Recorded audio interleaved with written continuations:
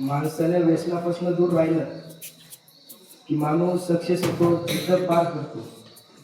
आणि आपण इथं पंचकृषीतले 99% मुलं कुटुंबावर पार असं वाटतं की काय फिरून गेलं की काय. आपण ते आपल्या लेकरांमुळे होतंय, आपल्या मुलामुळे होतंय. आपण त्यांच्यावर लक्ष दिलं पाहिजे. खास करून दारू, गुटखा, सिगरेट याच्या आधी खूप गेले आणि ते नवीन फॅड आला मित्रांनो की फुलचंद.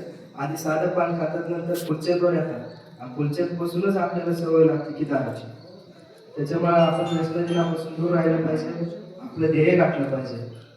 दुसरा मुद्दा म्हणजे हा आम्हाला आखाड्यात भेटलेला, म्हणजे मैदानाला भेटलेला याची आणि माझी लहानपणीपासून ओळख, पण मला माहित नव्हतं की हा पुष्ट करतोय. शेवगावमध्ये मैदानात भेटला. शेवगावमध्ये याचे काका आणि मी, आमची ओळख झाली. त्याला गाईड्स करायला कोण नव्हतं, तिथं कोचिंग केली मी. त्या कोचिंगच्या टायमाला याची माझी ओळख झाली. काकांनी माझा नंबर घेतला.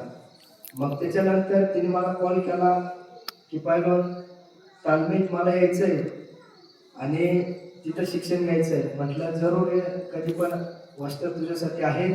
आणि तिथून पुढे त्यांनी 6 महिने झाले असतील तालमीत यायला लागला आणि 6 महिन्याच्या नंतर त्याला डायरेक्ट 3 ते 4 महिने त्याच्या गळ्यात आले. एवढे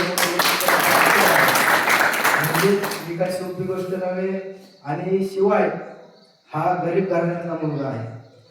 अक्षरशः शेजारी त्याच्या गोठा आहे आणि त्या गोठ्याच्या मध्येच त्यांनी एक ताडपत्री लावून ते अलीकडे राहतात. म्हणजे त्यांचं कुटुंब असं चालतंय. आणि गरीब घराण्यातच हे मोठं यश गाठतं आणि या यशामुळेच गरीब घराण्यात नंतर ही एक लय मोठी शिकवण देऊन पाडगावचा पट्टा तुम्हाला देऊन त्या ऑलिम्पिक स्टेडियम मध्ये आम्ही दोघं नक्की सहभागी होऊ.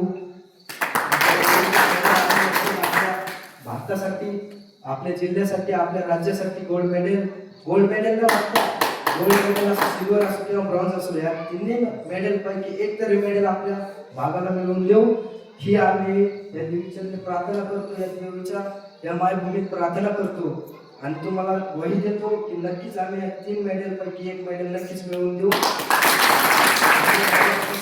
म्हणजे तुम्ही होईल तेवढं मुलं खेळाच्या याच्यात घ्या. आता शिक्षण तर काय सध्या सगळं नोकरीसाठी चालू, पण स्पोर्ट कोट्यातून भरपूर जण मुलं नोकरीसाठी निवडले जातात आणि मुलं काय अभ्यास करून. आता एक साधं उदाहरण देतो. माझा मित्र आहे पुण्याचा, लय मोठं शिक्षण घेतलं, लय मोठं शिक्षण घेतलं. शेवटी आता 5 स्टार हॉटेलमध्ये एका बसत होतोय. काय अर्थ राहिला का त्या कामासाठी? एवढं मोठं शिक्षण घ्यायचं, एवढा मोठा पैसा घालायचा आणि शेवटी कामाशी बनवायचं काय उपयोग नाही. त्यामुळे शिक्षण करा, जरूर करा, जेवढं आपल्याला लागते तेवढं करा, मी नाही म्हणतच नाही. पण मुलं आपल्या खेळातलं पण घालून आपल्या शरीराचं लक्ष राहतं, शरीर तंदुरुस्त राहतं. एवढं बोलतो. आणि पालगावचे जी काय करमणूक केली पालगावकरांनी, त्यांचे मनापासून आभार मानतो, धन्यवाद मानतो आणि ह्या मायभूमीवर नतमस्तक होतो. जय हिंद, जय महाराष्ट्र.